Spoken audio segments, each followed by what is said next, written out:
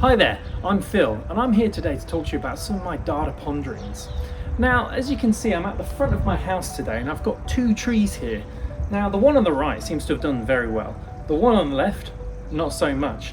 Now, why is this? I planted them both at the exact same time, in the same pots, and they're what, a meter apart? So they get the same sunlight, same conditions. Now, why is this one done so well and this one not so well?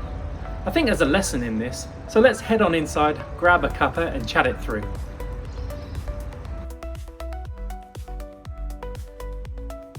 Ooh, it's a good brew. Okay, so I know the secret of why the tree on my right, that was your left, was better off than the other tree. It's because what happened actually, interestingly enough, was that the roots from that tree had grown through the bottom of the pot into the grass. So actually it had a whole garden worth of nutrients available to it, whereas the left had kind of sat on its own in its pot and all it had was what was contained within that pot. So that's why the other tree, the good tree let's call it, was more effective.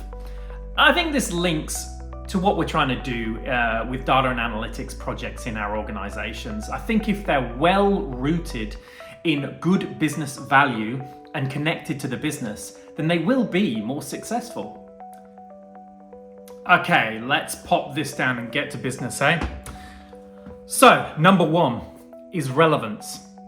The project has to be relevant for the business. It has to be for the business, from the business. So what I mean by that is, if they're not involved in the ideation or the creation of the concept of what you're creating, then there's a very small chance they're actually going to take it on board, unless they're incredibly wowed and on board very easily by things. They want to be part of the process. We need to answer what is their problem with what we're delivering. Number two is complexity. So if we're building something, and I've done this many times in the past, that is really complex, super cool, lots of gadgets, widgets, things going on in our reports or our dashboards or the AI deliverable, whatever it might be, if it's too complex to use, I don't think the business is going to use it. I think I've built many things in the past that were so cool. I remember one time I built this one graph and it had, the two axes going, it had many different stories told in one graph, and I just thought it was the best thing since sliced bread. But really, it never actually got used. So was it a good use of their funds to create it? I don't think so. So make sure that it's not overly complex and easy for the business to use. And finally, number three, it has to be part of the business's journey. I think they have to be onboarded, like I said in the first point at the start, and be involved, but they have to be brought on the journey with you. So I think it's important that the business is actually involved in the process of creating the outcome.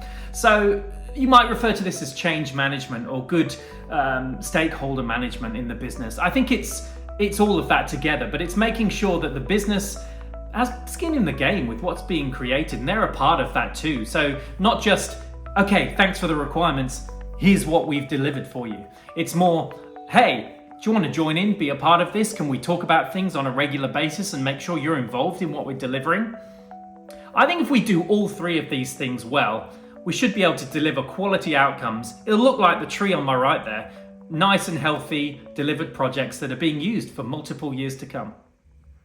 Thanks for listening to this. This has been Phil's Data Ponderings, and we'll see you next time.